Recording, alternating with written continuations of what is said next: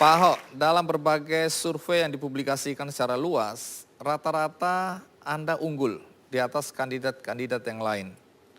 Nama Anda di urutan pertama dengan perbedaan prosentase yang cukup besar juga. Anda percaya nggak sih dengan hasil survei semacam ini? Ya, saya sih percaya survei ya. Karena Anda menang gitu? Enggak, bukan. Saya memang percaya sekali soal statistik. Ini memang ada ilmunya khusus. Nah, tapi yang membedakan Jakarta kan istilahnya kita itu butuh 50% per satu. Beda dengan daerah lain. Jadi kalau daerah lain, kita itu menang aja udah jadi gitu loh. Dibanding yang lain. Kalau Jakarta tuh harus 50% plus satu baru jadi. Tapi walaupun orang mengatakan itu kan top of mind. Artinya itu cukup banyak dibandingkan yang lain. Nah, saya juga nggak terlalu pikirkan itu. Saya hanya percaya satu hal aja. Kalau saya kerja dengan baik, dengan sekuat yang bisa saya mampu, sebelum masa saya berakhir di Oktober 2017, nah ini akan membuat orang Jakarta tinggal pilih aja. Anda mau pilih yang sudah terbukti baik atau yang mau menawarkan dia mau baik gitu. Nah itu aja, kita nggak tahu pikiran orang Jakarta. Kalau memang berpikirannya wajar-wajar saja, ya harusnya sih mereka lebih baik pilih yang udah pasti gitu. Yaitu? Yang udah jadi gubernur gitu. Anda pernah mengusulkan secara terbuka agar Haji Lulung ikut mencalonkan diri untuk menjadi gubernur DKI. Anda serius atau Anda main-main ya? Ya serius, maksud saya kan kita masing-masing orang kan ada pendukung. Ya kan, masing-masing orang juga merasa dia pantas layak jadi gubernur DKI ganti saya. Nah kalau dia nggak pernah ikut kan, kasihan juga kan sampai seumur hidup tetap merasa dia bisa jadi tapi nggak ada kesempatan.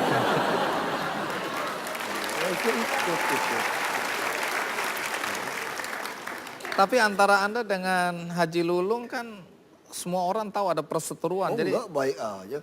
Kalau ketemu saya kan cipiki-cipikan. baik, tapi bagaimana pandangan atau pendapat Haji Lulung mengenai pencalonan dirinya untuk menjadi gubernur DKI? Mari kita simak pandangannya berikut ini.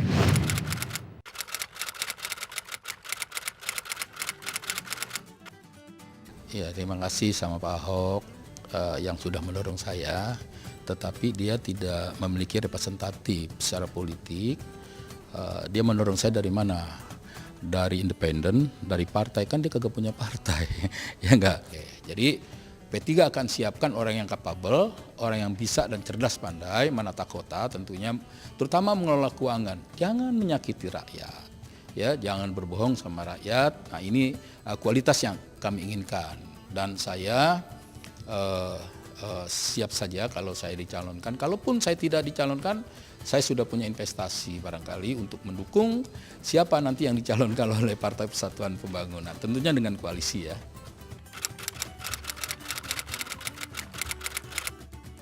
Saya yakin itu, asal saya berpasangan dengan orang yang tadi saya bilang punya kualitas ya. Saya yakin itu dapat. Jadi harus yakin kalau maju itu dicalonkan harus yakin bisa mengalahkan, bukan Ahok aja. Kalau Ahok sih ya kecil lah, bukan lawan saya dia, percayalah. Nanti yang lawan saya itu orang-orang yang lebih dari Ahok.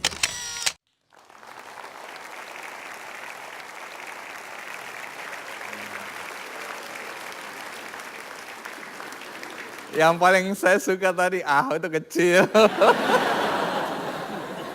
Salah satu yang selalu menjadi pembicaraan juga adalah ketika Ahok nanti mencalonkan diri kembali, maka sekali lagi isu agama, ya, SARA ini akan dipakai untuk menjatuhkan Anda. Seberapa siapnya kali ini Anda menghadapi isu-isu SARA? Saya kira itu mah udah lewat lah ya. Mereka nggak tahu siapa saya gitu. Saya ini awalnya kan di Belitung Timur yang 93% Muslim, 55% fraksi Partai Bulan Bintang. Itu udah nyerang saya habis-habisan. Mereka nggak tahu ini kayak belajar Saurin, aku udah lewatin 36 pintu nih. Udah jago. Itu udah kecil gitu. Kalau sekarang itu udah biasa. Jadi isu itu bukan lagi isu buat Anda Saya ya? kira masyarakat juga nggak bodoh kok. Orang-orang Islam ngerti banget diajarin. Ini kan terlihat kan mana yang sidik, perkataan mulut, apa perkataan, apa perbuatan sama. Mana yang amanah, percaya apa enggak, mana yang fatona, mana yang tablik, itu dia ada. Aku sekolah Islam dulu gitu. Bagi orang Islam sih, sebetulnya, saya dulu di Belitung, mereka bilang gini, lebih baik orang yang mimpin mengikuti ajaran Islam, walaupun dia belum dapat hidayah jadi seorang Muslim, daripada yang dapat hidayah Muslim tapi kelakuannya tidak Islam, makanya masyarakat Islam akan dirugikan. Saya ngerti, kita lihat aja nanti seperti apa. Kalau nanti Anda menang kembali menjadi gubernur DKI untuk kedua kalinya, apa ya? Oh itu kenceng itu. Kenapa? Karena APBD 2017 saya masih sempat susun. Kan kita susun APBD lebih cepat.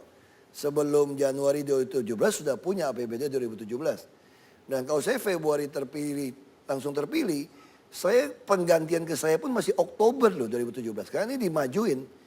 Dia bisa bayangin, saya Oktober baru ganti ke saya lagi, Februari saya udah jalanin APBD, yang macam-macam kok masih berhentiin. Tong lagi. Kalau seandainya Anda tidak terpilih menjadi gubernur DKI lagi. Ya, saya akan beresin sampai 2017, Oktober semua anggaran akan saya kerjakan. Minimal masyarakat DKI akan melihat sampai saya lepas serah terima Oktober 2017, Jakarta relatif sudah berubah.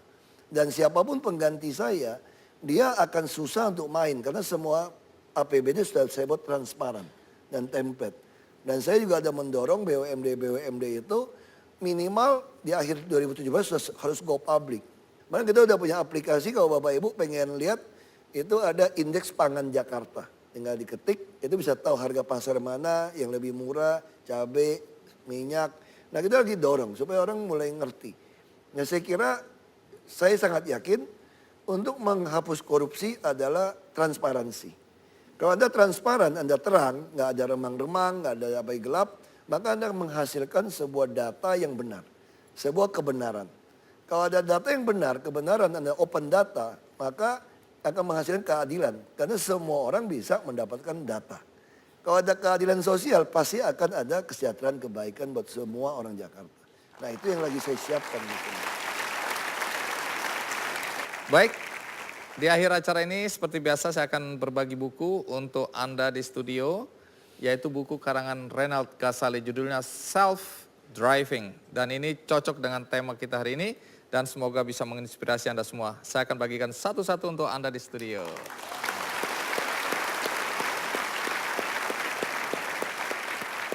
Bagi Anda di rumah, Anda jangan khawatir, Anda juga bisa mendapatkan buku ini melalui undian di website kickandy.com.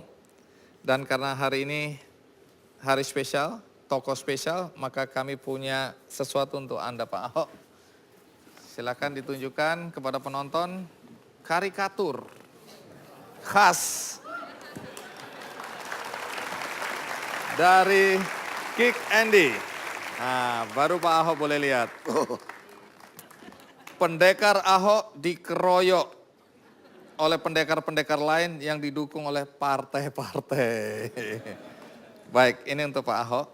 Semoga menginspirasi Anda dan warga Jakarta. Terima kasih.